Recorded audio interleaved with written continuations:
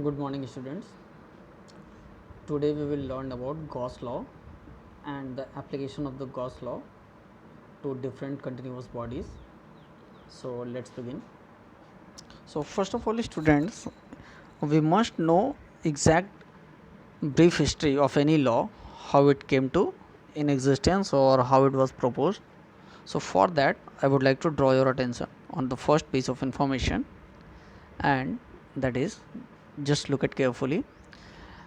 What we studied as Gauss law, it was not proposed by Gauss law only himself, but previously also it was proposed by Joseph Louis Lagrange.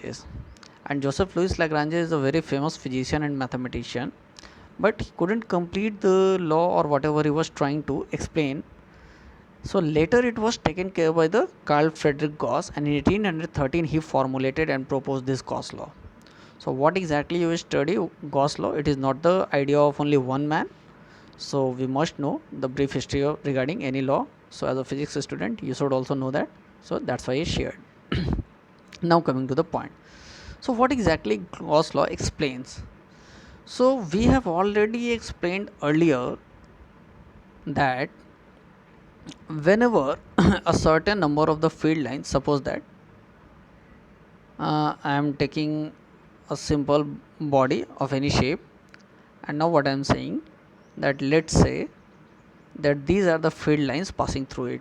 Okay, so these are the field lines passing through it. So we studied that all the field lines passing through it will contribute to the flux, which is given as phi is equal to E dot ds. I hope you can remember.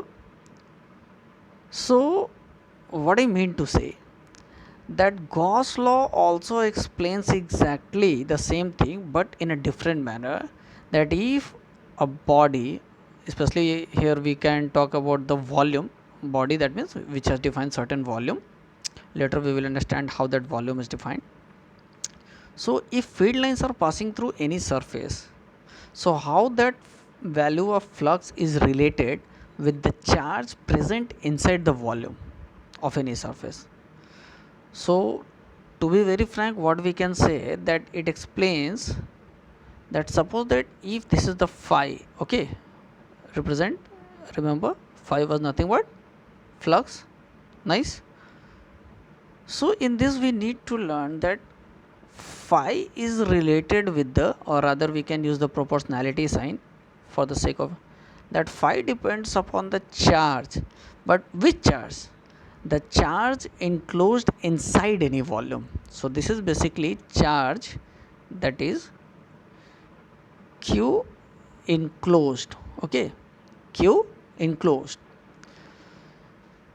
So according to the law, it states that net electric flux is equal to 1 by epsilon naught times the charge enclosed in any body, that is volume. Try to understand that.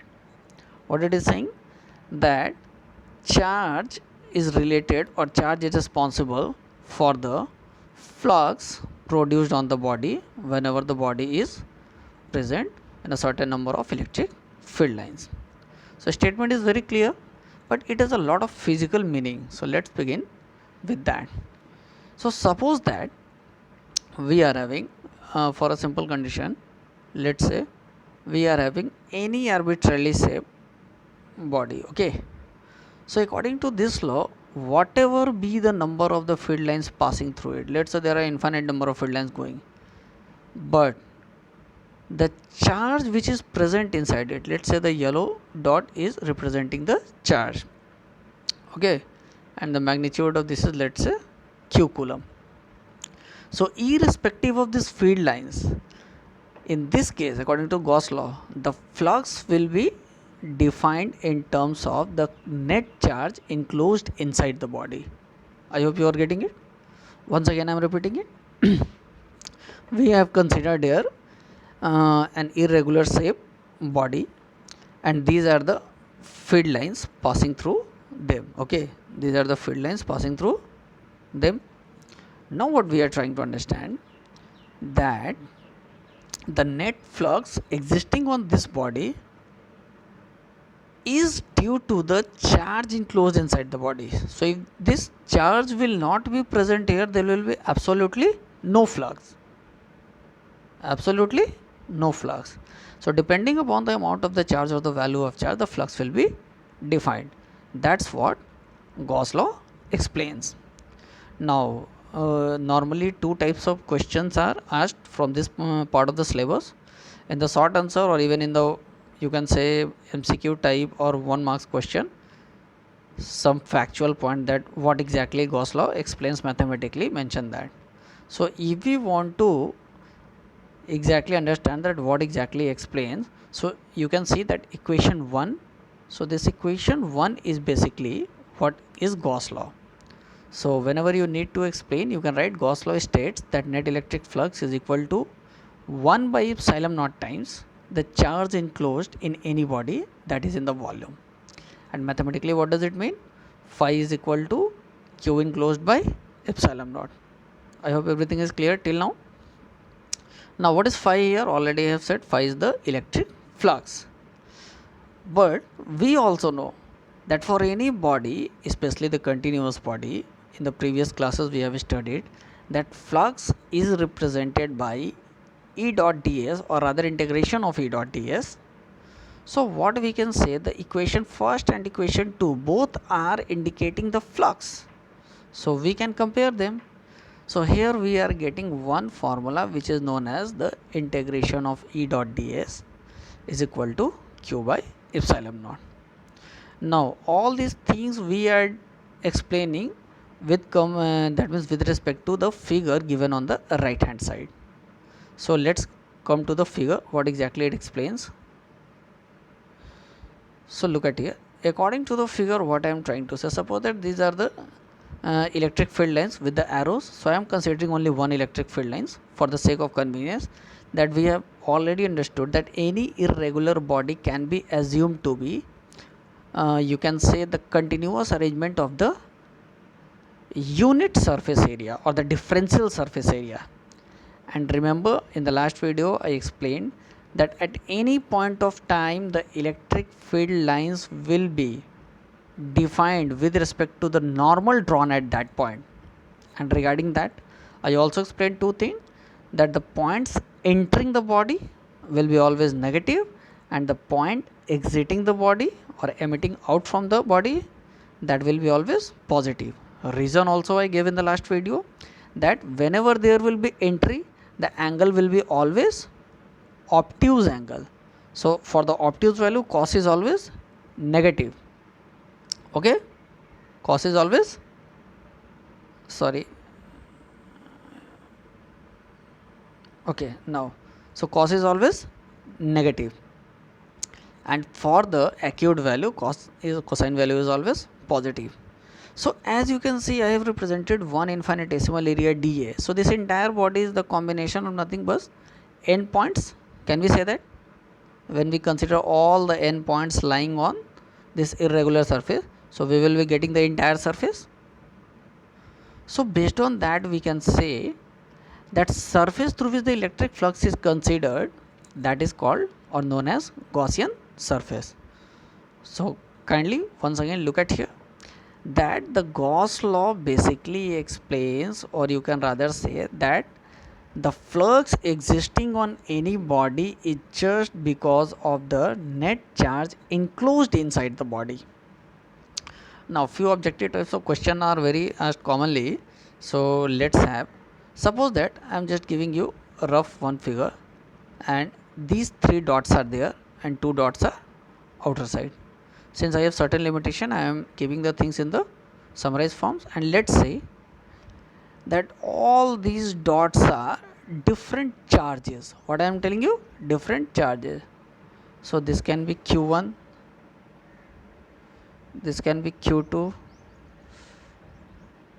this can be Q3, and like that. So the question might be asked that what is the total number of the charges that will contribute to the flux to this surface S. So the thumb rule is that the charge present inside or the charge enclosed by the surface, that will only contribute to the flux. That means these three charges will contribute to the flux, okay, but these outside charges will not contribute to the flux. I hope you are getting it. So you can say that Q1 and Q2 are outside, so Q3, Q4 and Q5, these will contribute to the flux to the body, and the other will not contribute to the flux of the body. I hope I am clear. After that, what we need to understand, that flux which is present on the body is a quantitative analysis, as we are simply saying that there are certain number of charges enclosed inside the body, only that will contribute to the flux. Yes, that's very true. So it gives an a mathematical idea that how to calculate the net electric flux. So for that, a very common derivation is asked in short answer question or long answer question. So first we will try to learn that derivation, then we will come back to our NCERT. So suppose that we need to determine flux through any sphere enclosing a point charge Q at center, or rather the question can be asked like that, mind it, that show that, what I am saying, show that phi is equal to Q enclosed by epsilon naught. You may be simply asked as a question that prove this statement, or state and explain, or state and prove the Gauss law theorem. So that is the same thing, that we need to show that flux phi, so here phi is nothing but flux, so flux is equal to Q enclosed by epsilon naught. So how can we do that? Since we understood that irrespective of the shape and size, I am telling you, irrespective of the shape and size, the flux is solely responsible due to the charge present inside the body. So first of all, let's understand one particular thing. What can we say? Suppose that this is a circular body and this is a triangular body. Sorry, I need to have, okay, let's two dots here. Now we can see that obviously the surface area will be different, okay, but the question can be asked, in both the cases the flux is same or not. Try to understand the question. In both the situation, that is for the surface S1 and for the surface S2, the flux is same or not. So this could be a very much problematic condition. Now according to the Gauss law, yes, we can say that flux is same. Why? Because flux depends only on the charge enclosed inside the surface. So in both the cases, let's say we are having two charges of the same magnitude and of the same nature, so obviously the flux will be same. So what is the role of the, you can say, is surface area or something like that. So with this we will come after the derivation. Back to this question, so I am just holding it here. Remember, we need to show that in both the cases the flux is same or not. So first we need to understand that how the surface area is going to affect our result, or whether that result is independent of the surface area or not. That is the main point. So let's begin. So what I have assumed here to prove that theorem, once again you remember, I am just writing it on the top, that we need to show phi is equal to Q enclosed by epsilon naught. So what I am doing, just try to understand. I have considered a sphere, okay, a sphere of a certain radius r. Now since this is a sphere, and at the center of the sphere, that is inside the sphere, there is a charge Q. Remember one thing, until and unless negative charge is not mentioned, we will always consider Q as positive charge, okay. So let's try to derive this. So according to this, what we have written, kindly look at the figure, that this is sphere as the center, and at that center there is a charge Q which is positive. The radius of this sphere is r. So since we have understood that any continuous body can be assumed to be integrand sum of infinite part of the differential surface area, so first I have considered one particular area vector delta S, which is the unit area. It is the only magnitude of the unit. Now with respect to that, we are seeing that the electric field is going outward. Okay, so the electric field and the area vector both are in the same direction. Mind it what I am saying, the electric field and the area vector both are in the same direction. So obviously if both are in the same direction, the angle between them is 0 degree, first thing first. So this is the situation, we are having a charge q and we want to evaluate that what is the flux passing through this unit surface area. First of all, we are not calculating the entire surface, so we are considering only this unit surface area. So coming back to the point, so obviously from this delta S, that is the unit area, some flux will be passing through. Now what is that flux? Normally the flux through any surface is E dot ds, and as I said, the direction of the electric field, and the area field, that is the surface area, both are in the same direction. So we can understand this part as our expression phi is equal to E dot ds. Basically we are having a vector sign on both of them, and since theta is equal to 0 degree, so there will be the multiplier of E multiplied by unit area. Okay, E multiplied by unit area, because A dot B is equal to mod A into mod B into cos theta. So E dot ds will be mod of E into mod of ds into cos 0 degree, and cos 0 degree is 1. So if we are considering the magnitude, this is the magnitude. Now see, this magnitude is defined, that is the flux which we are getting here is only for the unit area. Now there are n unit area which when combined the entire sphere will be formed. So if we want to culminate all those unit area in one expression, so how can we do that? So for that, what we are doing, see here, that now we are considering that the flux through this point is E dot ds. But what is E? So remember, we have already understood and said a lot of time, E is equal to kq by r square, and k is what? 1 by 4 pi epsilon naught. So 1 by 4 pi epsilon naught q by r square multiplied by the unit vector, that is the area vector. It is the flux, through the unit area. Now on the right side also it is given that E is equal to kq by r square. After this, the flux through the entire sphere or the entire body can be obtained by considering all the elements, and mathematically that consideration of all the elements is known as integration. So obviously all these values on the left hand side, that is in the right side of the equation, q, 4 pi epsilon naught r square, these are the constants. So the only functions or the variable on which the flux will depend, that is the surface area. So we are considering integration of delta S. So all the unit surface area are, you can say, assumed in this integrand constant. Now the entire integration of delta S will give what? The net surface area, and the net surface area of the sphere by geometry we know that it is the 4 pi r square. I hope you are getting it. It is the 4 pi r square. So can we substitute instead of integration of delta S 4 pi r square? So if we put in this equation phi is equal to q by 4 pi epsilon naught r square, and instead of ds we are putting 4 pi r square. Okay, instead of integration of unit area vector we are putting the entire surface area, that is 4 pi r square. So what we are getting? We are seeing that 4 pi r square is going to be cancelled out.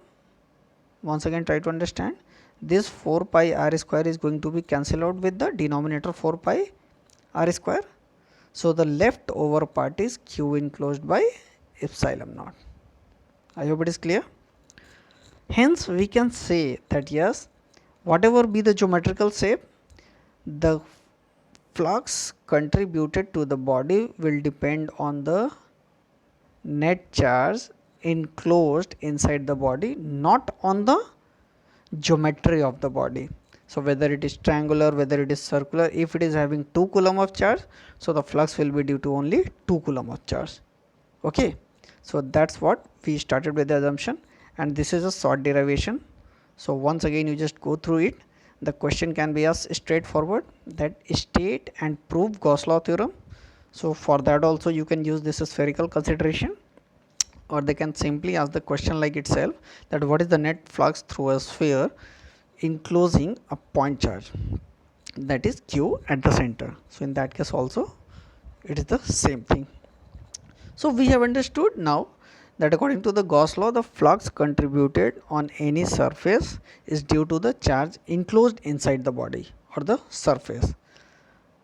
It is the statement. Now coming back to the points. So as you can see in NCERT, see here what it is saying.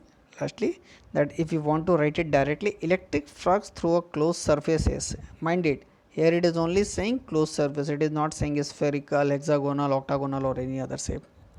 So electric flux through any closed surface is q by epsilon naught. Now what here it is saying, the law implies that the total electric flux through a closed surface is 0 if no charge is enclosed by the surface. So suppose that even the field lines are passing through the body or the surface area, but there is absolutely no charge present inside the body. So in that case flux will be 0.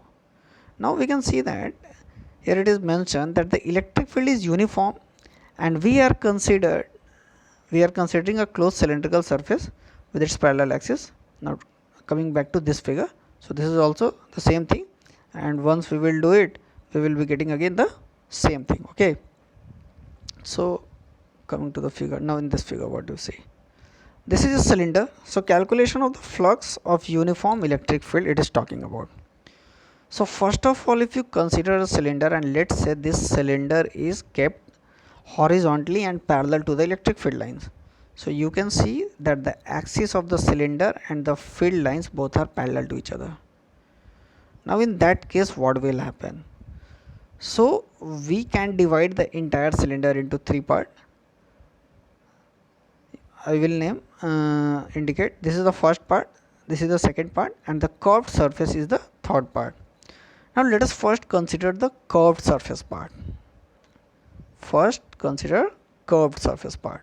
What we are seeing, that at any point, suppose that these are the some points on the curved surface of the cylinder. So the electric field line, mind it, electric field line and the area vector normal to that point.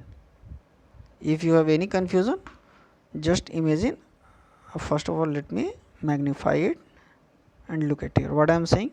Let's say this is the point, and suppose this is the normal coming outward, because we can draw normal at any point.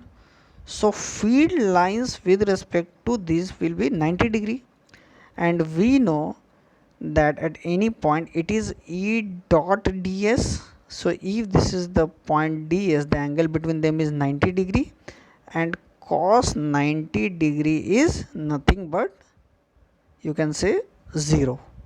Okay, so on this curved surface, all the points which we will consider, the normal at that points will be always at 90 degree with respect to the electric field.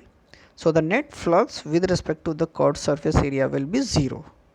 So we can say that flux through the third part, that is the third 3-digit tree which is indicating the curved surface area, will be 0. Now there are two parts which are left over. One is the left hand side, that is the first part, and one is the second part. Now for the first part also try to understand. So here also let's say I am taking a point. Now at this point I can draw normal to the vector, and that normal will be on the left hand side, but the electric field entering the surface, that means passing through the cylinder, is towards right.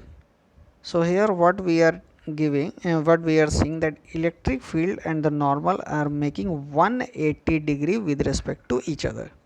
Okay, so 180 degree is -1 for cos value. Okay, so see, that's why here you can see that flux through the third surface is represented 0 in the NCERT. Further, the outward normal to 2 is along E, while the outward normal to 1 is opposite to E. Here it is given na.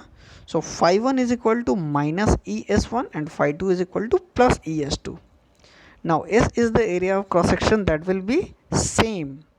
S is the area of cross section that will be same on the left hand side and the right hand side. So on the basis of Gauss law, we can say that flux through a closed surface is 0. So whenever you find that net electric flux through a closed surface is 0, what does it mean? It means that the total charge contained in the closed surface is also 0, and that's what we just now proved. See, we have already considered the surface area, but we didn't consider the charge here, since there is no charge present inside the cylinder. So what will be the flux? Obviously 0. I hope you are getting it. We have not considered any charge. Did we consider any charge like Q inside the cylinder? No. So but obviously if there is no charge, so Q by epsilon naught and Q is 0, so 0 by something is 0, so flux is becoming 0 na, and that's what is our intention with this. So hence we can say that irrespective of the surface area or the shape of the body, the flux is totally contributed for the given surface area due to the charge enclosed inside it. That is what the summary of the Gauss law. So I hope now you have understood that how we can apply the Gauss law to any surface. So for application of Gauss law, always remember you must know how to apply the different values of the electric field and the surface area vector, and once you have applied these two things at each and every point, you should simply combine all of them, and then we can easily get the net flux. Now coming to the last paragraph. So here some physical significance of the Gauss law is explained. The first point it is saying that Gauss law is true for any closed surface no matter what its shape is or size. So already we have discussed in the beginning. Remember that example which I said, that if the 2 coulomb charge is present inside a triangular body or in a circular body, the flux will remain same. So similarly what it is saying, that according to the Gauss law, the flux is independent of the shape and size. So whether a small body is having the same amount of the charge or a big body is having the same amount of charge, both will have same flux. Try to understand that what it does mean. Suppose that this is a smaller circle and this is a bigger circle, but both are having same charge Q. So flux always will be same. That means phi 1, and suppose that this is phi 2. So we can say this phi 1 and phi 2 will be same. That means even if the size of the circles are smaller and bigger, it is not going to influence the net flux, because both of them are having the same amount of charge present inside them. I hope the first point is clear. The second one is saying the term Q on the right side of the Gauss law includes the sum of all charges enclosed by the surface. So here it is not always saying that you have to be only one point charge. So whatever be the number of charges,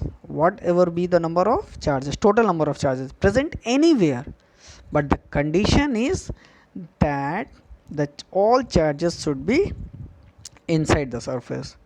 So second point exactly means, so whether the charge is at the center or whether the charge is away from the center, or the different charges are at different distances from the center, they have nothing to do with their position. They will all contribute to the flux equally.